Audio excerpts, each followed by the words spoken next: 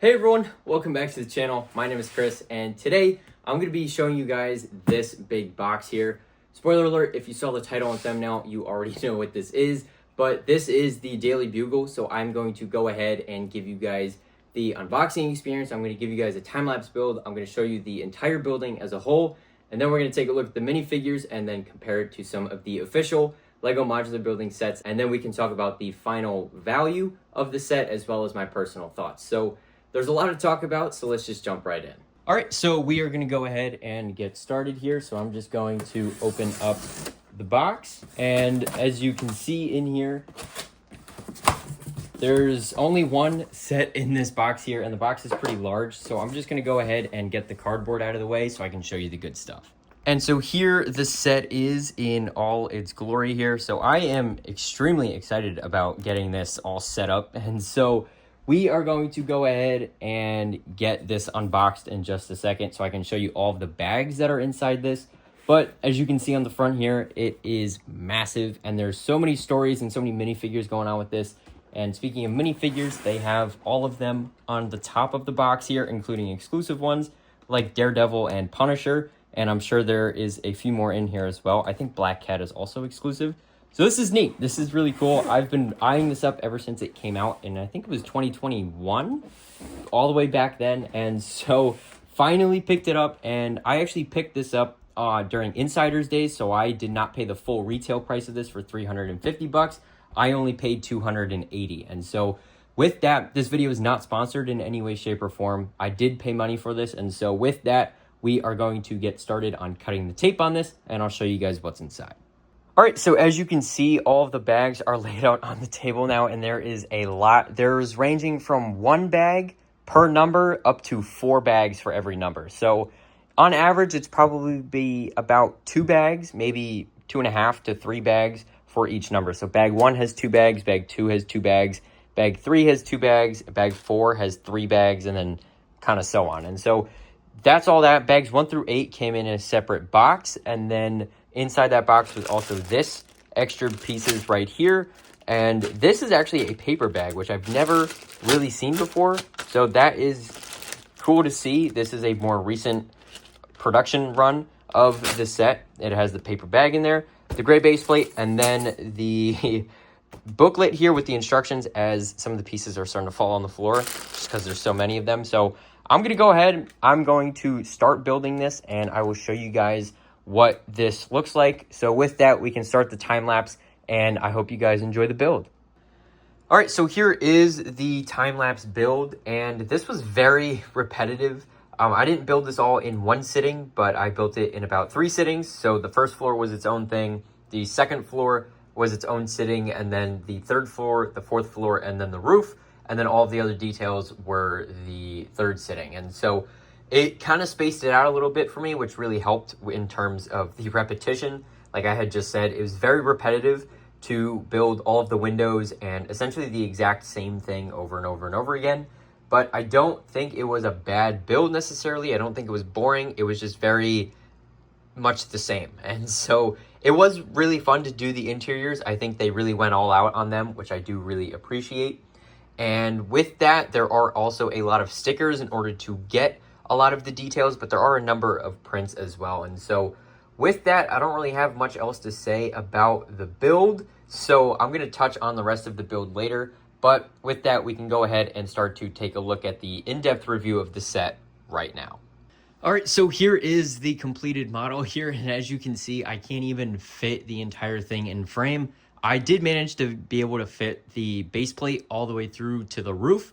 It's just all the details on the roof, like the signage and the water tower and the antennas.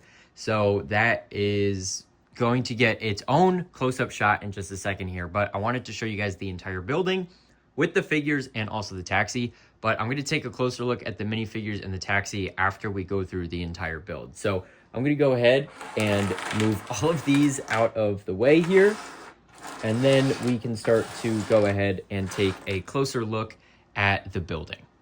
All right, so we are going to give a spin around of the building first, and then we can punch in and take a look at all of the details. And so as you can see, the entire building, including the antenna, is 32 inches tall. So maybe the building itself is around the 25 to 26 inch mark, I didn't exactly measure it, but just kind of eyeballing it and seeing how everything is shaping up here. I think this is very sizable and it looks fantastic.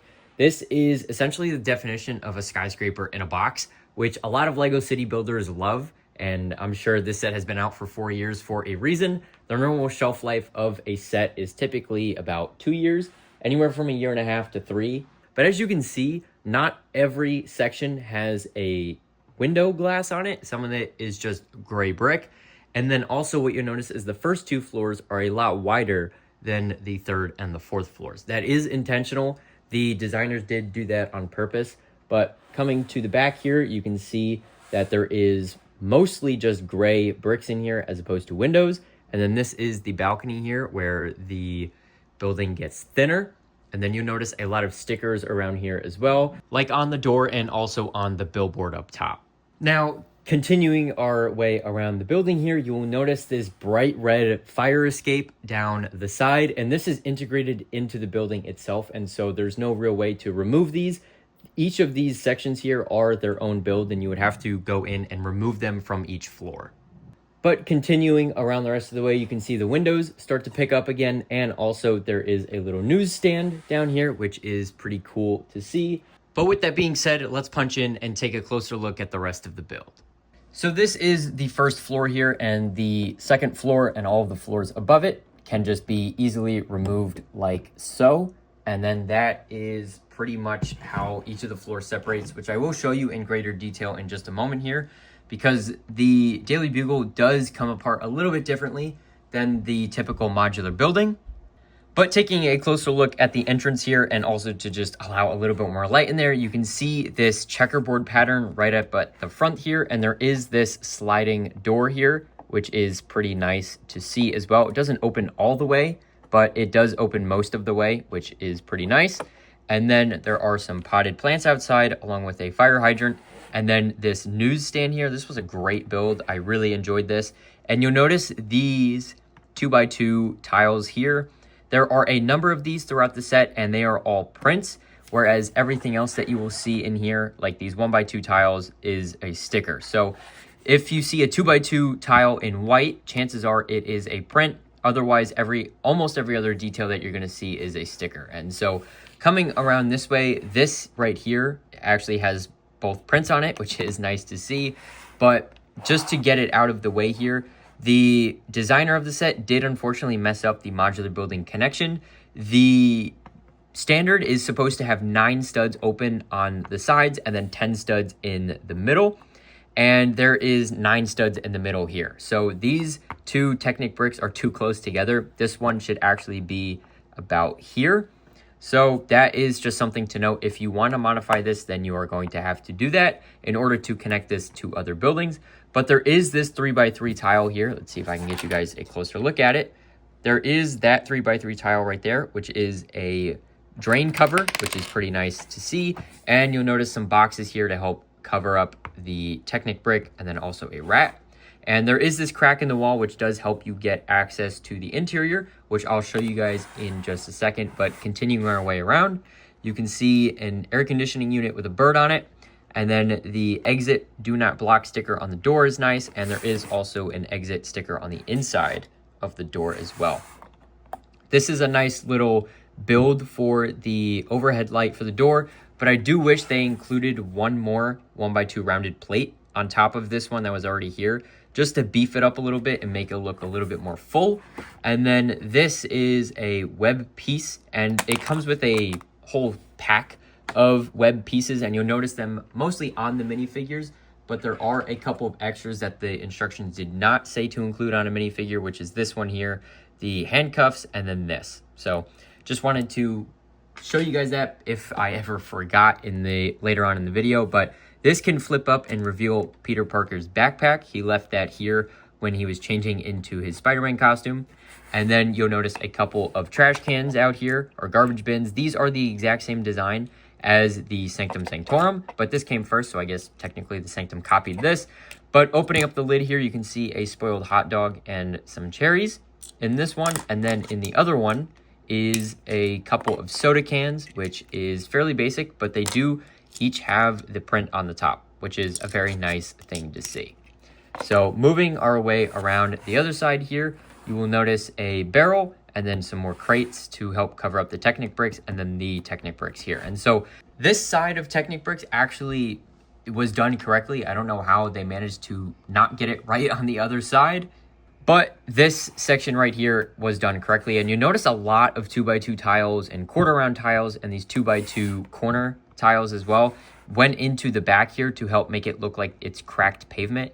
And a lot of pieces went into that actually. There's a number of 2x2 tiles and 1x2s and stuff like that, which I do appreciate, but I don't know if they really should have been doing that when they should have been using those pieces for other things instead.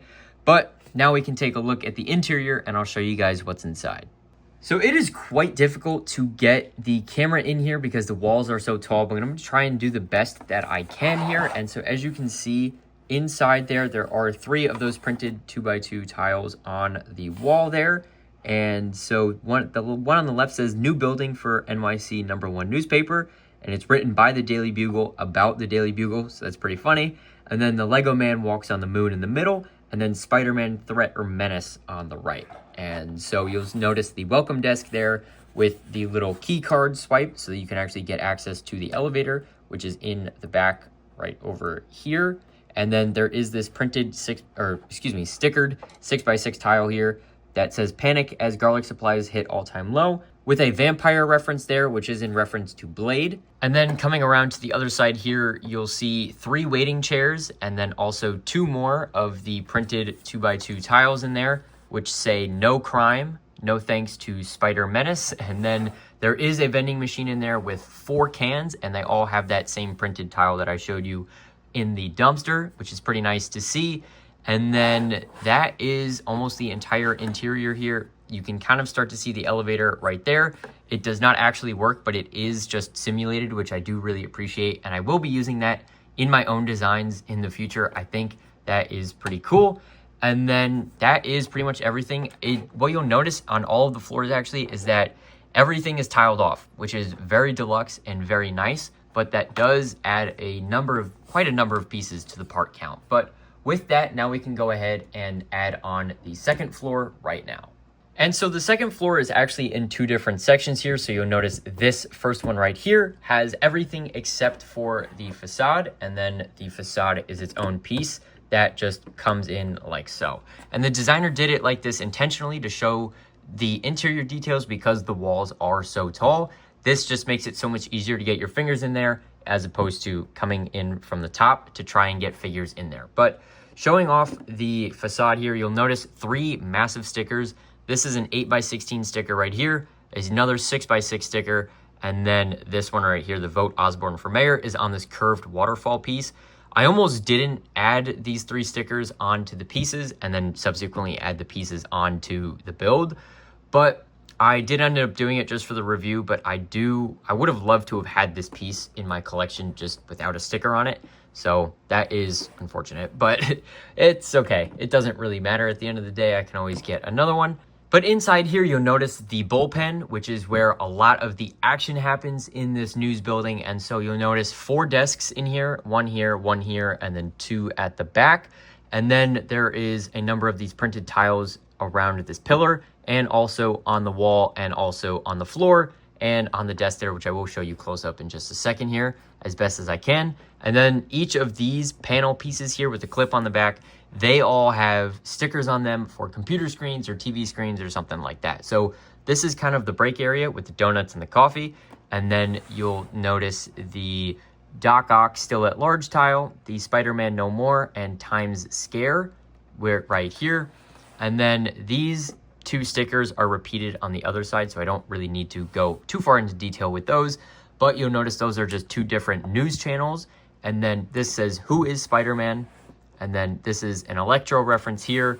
And then coming over this way is Rhino escapes from the zoo.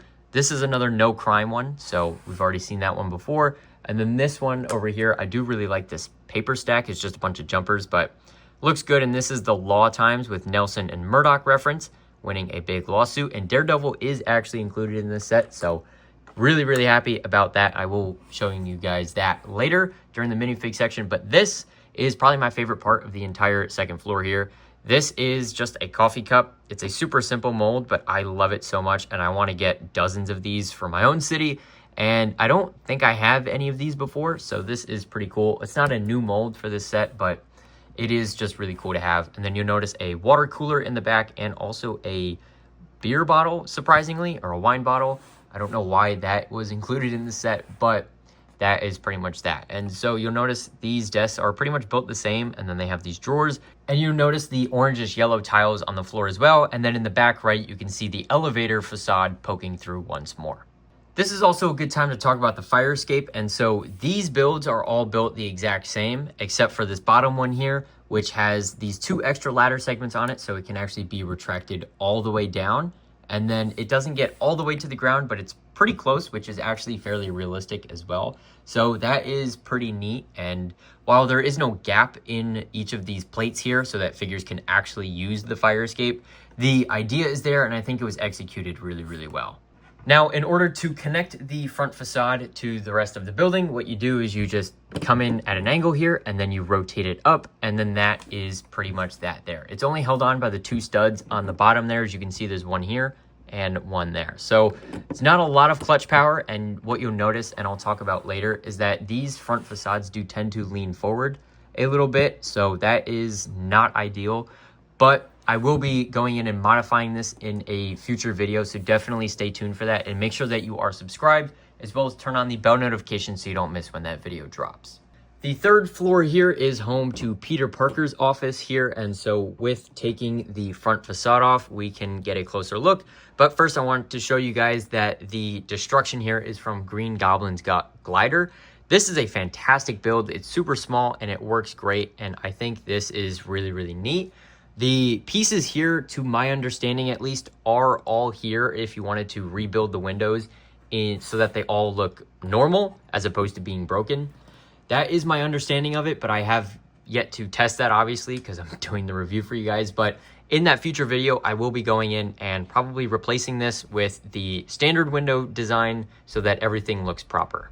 So taking off this front facade here is actually a little bit different than the 2nd and 4th floors, because this one has headlight bricks built into the windows here, and it has snot bricks built into the back of the facade here. So this actually clips in here as well as down here. So this 3rd floor design is actually designed a lot better than the other floors, so that is just something to note. But coming in closer to the 3rd floor here, you'll notice the elevator once more, but the elevator is not on the same plane as the first 2 floors because of the balcony in the back here. So the elevator on the 3rd floor is here, and then the first 2 floors, it's all the way back here. So you have to use your imagination a little bit, but I think the idea of it being there is really special, and I think that that is a nice touch as opposed to just omitting it entirely. And then the balcony does have a door with that same light design here, and then you will notice that this area is kind of a mess. Like you just saw, there was a printed tile back there, which I can come in and grab for you to show you that.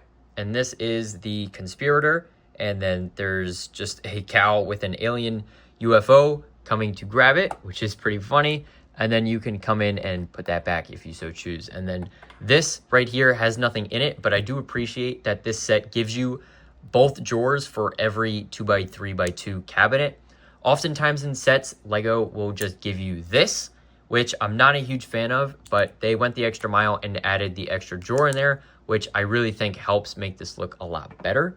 And then, so you'll notice a couple of boxes in here, and also this really nice copier machine here, which is really cool. And so you can, obviously in universe, you'd place something down and then it would copy. A 2x2 tile doesn't fit in there, but the idea of it is just really nice. You'll also notice a giant spider web up top and also a spider on the wall, but that is just a reference to Peter Parker, who is Spider-Man, and this is his office here. I love this desk build here. I think it looks really, really good, and there's nothing really on it except for a telephone, but I think that's fine. And then you can see the Spider-Man sticker on the wall there. That is a nice reference to the meme. And also there is a couple of post-it notes on the wall as well, on like a cork board or something, but those unfortunately don't have any printing on them. And then once again, just to show you guys, the fire escape does continue. And then this is the facade for the 3rd floor, which clips in not only at the bottom, but also on the top as well. So you want to kind of, to give you guys a side profile, you want to take it like this and squeeze it. So then that way the front facade is actually connected to the rest of the building. So the 4th floor is the same smaller depth as the 3rd. And this one just sits on top with a couple of jumpers as well. So that is all good to see. And this up here is J. Jonah Jameson's office, and then the receptionist desk out here. And what you'll notice is, again, the elevator there, and also a TV screen, which actually is the same print or the same sticker or same design as the 8x16 tile that you saw in front of the 2nd floor. And then this is just the receptionist here with a sticker on the computer screen, and you'll notice it's from Eddie Brock. And then the office here for J. Jonah Jameson on the left here has a really nice tiling pattern. It's so simple with the dark red, but I think it looks really good. And the stack of newspapers here that says reward for photos of Spider-Man is that there. So again, that's one of the prints. And then the keyboard is a print. You've seen that a number of times already, like in the receptionist's office and also downstairs. And then this is an email to Peter Parker that says you are fired. And so that's just a nice reference to how J. Jonah Jameson always fires and rehires Peter. And then again, there is another cabinet in the back here, and it does have both of the drawers in it once more, which is always a nice thing. There's nothing in the drawers, but the fact that we get 2 is so nice. So there's that, a couple of trophies, a rock specimen or like a geode, and then a coffee mug. And then that is it for the 4th floor here. And then again, the fire escape on the right there is pretty simple. And then the facade does not clip in like the 3rd floor does. This is like the 2nd floor where it only has the studs on the bottom. So then that just folds in like that. And then that is pretty much everything. You'll notice the spider buggy, which we will take a closer look at. And this is held on by a jumper or a turntable right there, which you could replace with a grill if you wanted to make that like an air conditioning unit. But there is one back here, and there is also this Just the Facts billboard with J. Jonah Jameson, but it does look like it is peeling off a little bit. That's how the sticker was designed. That's not the sticker itself peeling. Just wanted to make that clear in case anyone thought the latter. The roof is fairly simple, but it does cap these 1x16 rail pieces that you have seen on the floors there. I think that caps it off really, really nicely. And you'll notice all these panels going around the top as well. And then a nice water tower build. I was a really big fan of this build. I don't know how much sense a water tower would make on this type of building, but again, it's here and it's a very nice build, so I'm not really complaining. And then you notice a couple of stickers here, and I think it's funny that supervillains would have the time to go around and graffiti certain objects when they're not battling Spider-Man. But anyways, the antenna here is fairly simple with these pre-molded pieces, but it looks fairly good. And then you'll notice the Daily Bugle sign, obviously. These brick-built letters or plate and tile-built letters are actually done really nicely, and I'm a very big fan of them. They look a lot better than I was expecting, and before I had bought this set, I was contemplating picking this up, and I was considering just removing the letters entirely and just making this a lot more of a subtle building as opposed to having all of these details flashing at you. But now that I have actually gone ahead and built the thing, I do think that I might actually end up be keeping these designs on the roof here. I think that looks pretty good. But moving up even higher to the top of the antenna here, you can see there is the top of the antenna, and then so there it just continues up. And then this is for Firestar on the right there. And so with that, that is the entire build done. Now we can go ahead and take a look at the taxi along with the spider buggy, and then we can go ahead and look at all of the minifigures that this set comes with. So this is the taxi here. It is a 6-wide build plus a little bit for the fenders on either side, but I do think that this looks really good, and this sticker is a nice reference to the Amazing Fantasy 15, which was the first appearance of Spider-Man. And you'll notice the taxi logo on the top and also on the sides. Those are done really nicely as well. They are stickers, but I think that they look good. And then again, that same license plate on the back there, and then the stickers repeat on the other side. But this sticker is actually different. As you'll notice, the logo's on the left and the word is on the right. and now the word is on the left and the logo is on the right. So that's just a really neat detail that I thought was pretty nice and pretty deluxe. They could have just used the same thing twice, but this does actually fit 2 figures in here with a steering wheel, so you can put the driver up at the front and then a person getting driven around in the back there.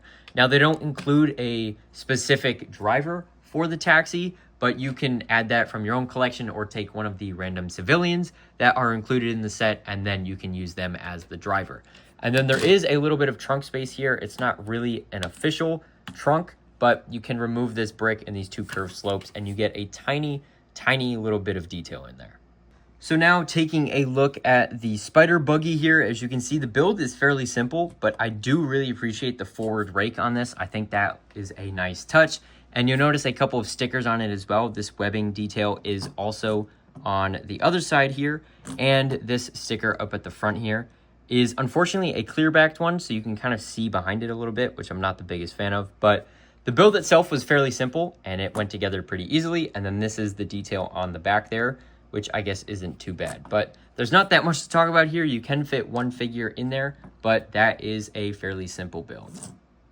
All right, so here are the first 6 minifigures of the 25, and you'll see Peter Parker on the left, Spider-Man right here, Gwen Stacy, Ghost Spider or Spider-Gwen, Miles Morales, and then Peter Porker or Spider-Ham. And these figures look pretty good. The Peter Parker and the Gwen Stacy figures are fairly basic, but I do think that they look pretty good, and they're just nice civilian figures if you didn't want to use them as the designated characters in the set itself.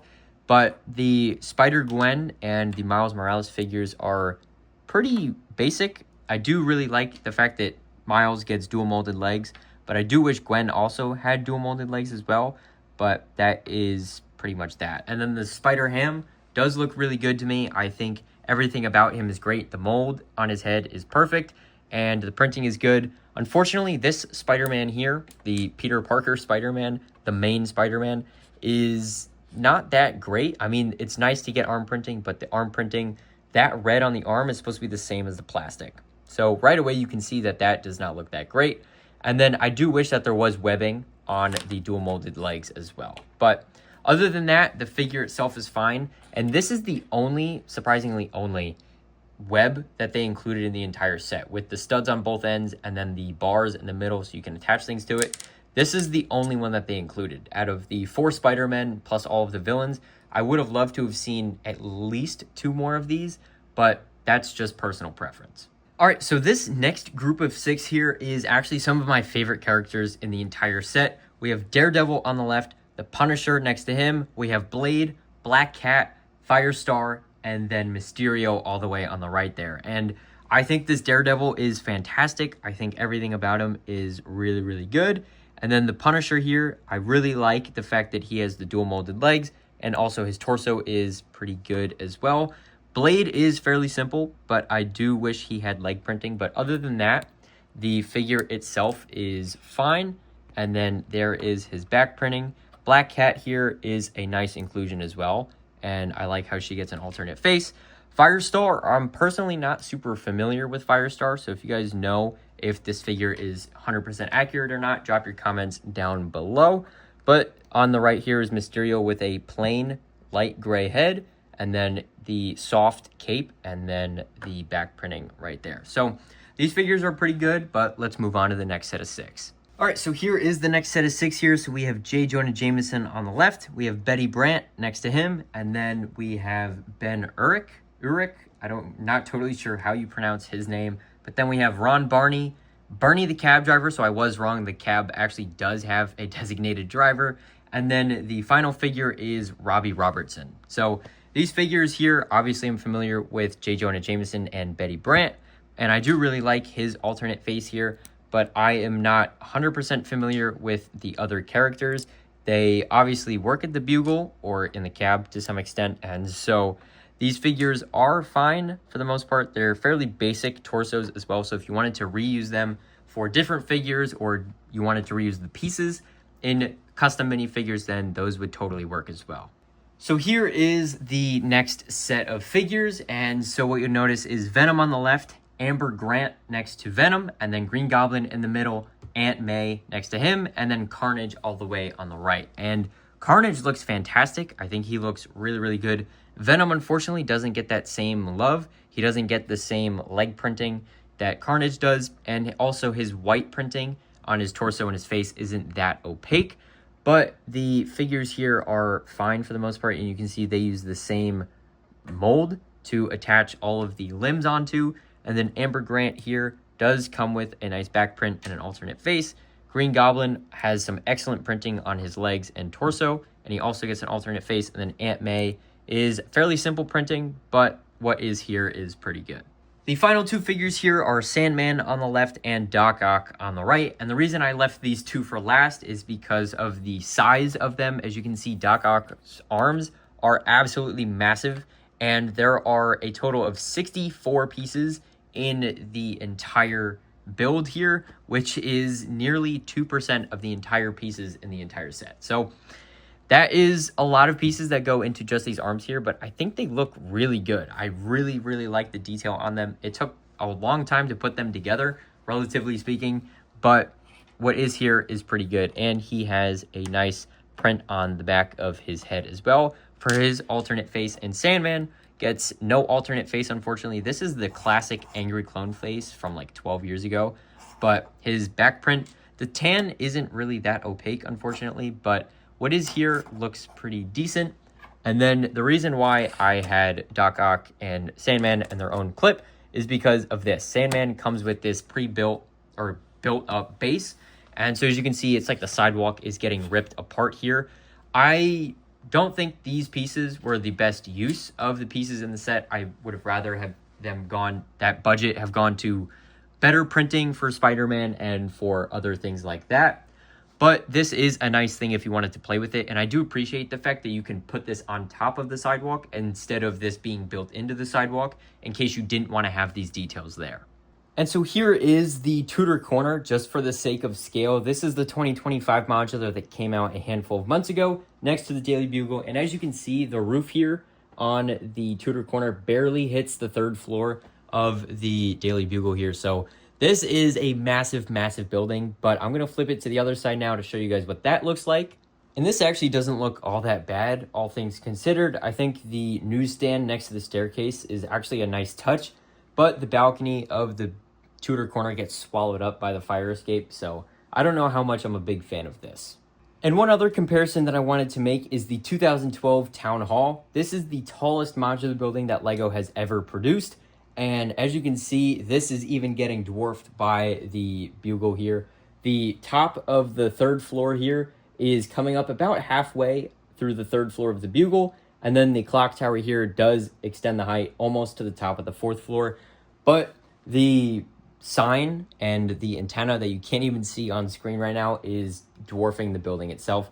And this is even on a Mills plate. This isn't even on the regular base plate like the Bugle is. So this thing is very tall, and it is a very nice addition to any LEGO City skyline.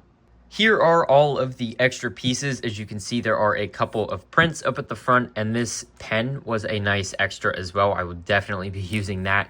I don't think this hairpiece is supposed to be an extra. I got an extra from the Aunt May figure right in bag 1, so that was a little confusing, but it is nice to get an extra one in case I ever need it for something.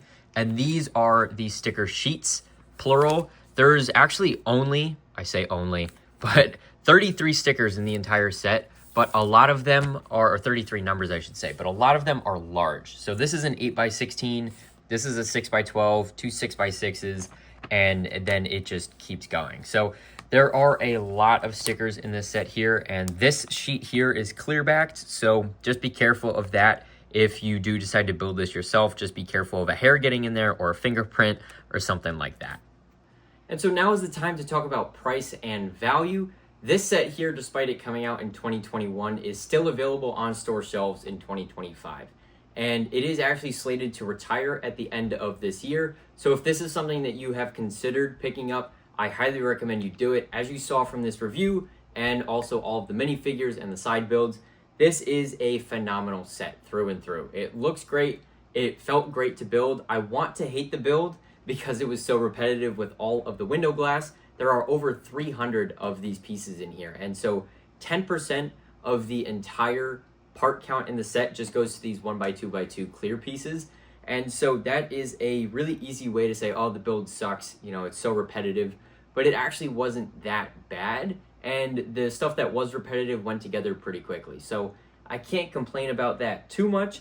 And I didn't even pay full price for this. I am not sponsored in any way, shape, or form, but this set here was normally $350 US, and during LEGO's Insider Days at the beginning of July of 2025, they had it down for 20% off, down to $280 US. So I finally bit the bullet and I said it was time to add it to the city, and I am so happy I did. As you can see, you can't even see the top of it. So there is quite a lot going on here, and I really like the building. I will be making some modifications to it like I talked about. This right here on the third floor, I do actually really appreciate the fact that it has more than 2 points of connection to the floor. And so I will be modifying the facades on the fourth floor as well as the second floor so that it follows suit. And I will also probably be removing all of these details here as well. As nice as this is for marketing purposes and displaying the minifigures and things like that, it's not really for me. And so when I want to display this in my city, I will probably be removing all of this and making it look like these other floors that you can see. One other thing that I will probably be taking apart is these screens down here. I don't know how I feel about them. I'll have to see it in the city to see how everything looks. But these stickers were a massive pain to put on the pieces. And as you can see, this is an 8x16 sticker. This is a 6x6. And then this is a curved waterfall piece on the side here. So there is a lot going on here in terms of stickers. Like you saw with the sticker sheets just a second ago, there are over 35 stickers. There's only 33 numbers, but some stickers are repeated. So there are a lot of stickers on this set here, but over the 3,700 pieces, I do think that they are spaced out pretty well. And I do think that overall this set is pretty good. However, I do think that the piece count has been inflated a little bit due to a couple of factors. First and foremost, the base plate itself along the back and the sides here, you can see all of these 2x2 tiles, quarter round tiles, the 1x2s and the 2x2 corners. Those could have easily been either omitted or just reduced entirely in order to reduce the piece count. And then also the Sandman figure I could have done without this entire thing. I think this version of Sandman would have been plenty enough to begin with, but this just seems a little excessive, to be honest with you. And I do understand that the whole point is to make it look like he's ripping up the sidewalk, but there's no real other cohesive details going on with it. And so with this, I will probably take all of the dark gray tiles off and use them as regular tiles in my own city. And while this set does look really good from most angles, there are unfortunately a couple of gaps in here, and some of the pieces that I got, namely these 1x16 rail plates and the larger plates that make up each of the floors, are unfortunately a little warped. So some of the alignment there isn't perfect, and you can especially see that on the roof. Now, I would have loved to have seen them make a shorter version of this rail piece here. I would have loved for them to have made a 1x4 piece or even a 1x8 piece. Then that way they wouldn't have made the gaps on the back near the balcony so apparent. Because to me, it's such a small thing, but to me, that's the type of thing that I notice. And so I don't love the look of the balcony just because of the fact that the 1x16 rail pieces go all the way through the wall of the balcony, and it just doesn't leave a very clean look. So I would have loved if they sacrificed some of the pieces in the Sandman build and also the tiles along the back, and I would have even sacrificed the spider buggy as well in order to make the new mold for that 1x4 rail piece, so then that way you can actually make this look a lot nicer. And then they would have that mold in the future if they wanted to make train bases, like for the Crocodile locomotive or for the Orient Express or any future trains coming out down the line. Then they could use those 1x4 rail pieces for that instead of using the full 16 stud lengths. And as for the minifigures, there are a lot of them. Like I said, there are 25 in the set as a whole, and I could have done without a couple of them. Personally, I'm not familiar with Firestar, so if I'm not justified in saying that I don't think she should be in the set, then let me know in the comments below. But personally, I don't think Firestar is that big of a character in relation to Spider-Man, and so I don't think Firestar should be included in a Spider-Man set. But again, let me know in the comments below if I'm wrong about that. I have seen all of the movies. I've seen the animated show and I've read some of the comics as well, but I'm just personally not familiar with Firestar. So the little research that I did and also the reading in the instruction manual, that's about the extent of the knowledge that I have about Firestar. And there's also a couple of other characters as well that I don't think needed to be in this set. I don't think there needed to be as many villains in this set as there are. I think Sandman is a common enough villain that they could have just thrown him in a play scale set. And then if fans really wanted him, they could go out and get that much smaller and much cheaper set. And then, so like I said, I would have taken the reduced number of figures and also the reduced number of pieces and taken that budget and made better prints for the minifigures, especially Spider-Man like I talked about,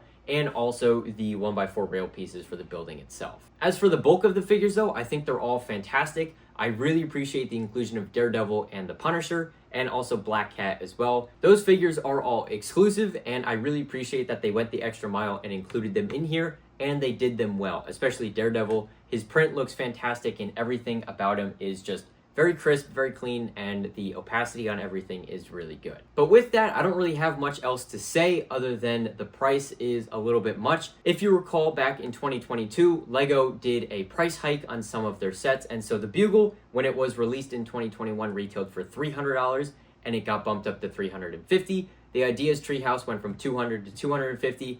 The Boutique Hotel went from $200 to $230, and then the Bookshop Modular Building went from $180 to $200. And there were a number of other sets in that price hike as well. Now, is this worth $300? That is kind of subjective. If you really like the minifigures and you like the build, then I would say that $300 is worth it.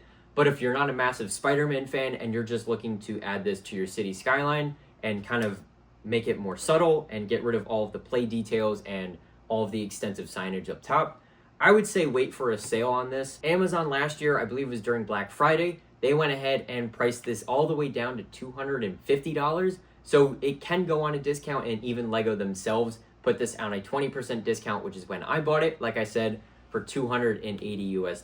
So if you're looking for a sale, it is definitely possible, but just keep an eye out for this set here and don't let it get out of stock, because as of right now on LEGO's website, it is out of stock. So just keep that in mind. This is supposed to retire at the end of 2025. So you only have a couple of months left in order to get this set if that's something that you're looking to do.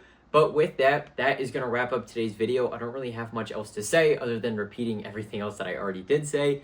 And so if you found this video informative or at the very least entertaining, make sure to like the video and subscribe, as well as click the bell notification so you don't miss any future uploads, like when we add this to the LEGO City. If you guys have any feedback for me on any of the modifications that I plan on making, or if there's any else that I should be making as well, make sure to drop your comments down below to let me know what you think of the set as a whole. And once again, seriously, thank you guys so much for watching, and I can't wait to see you next time. Bye for now.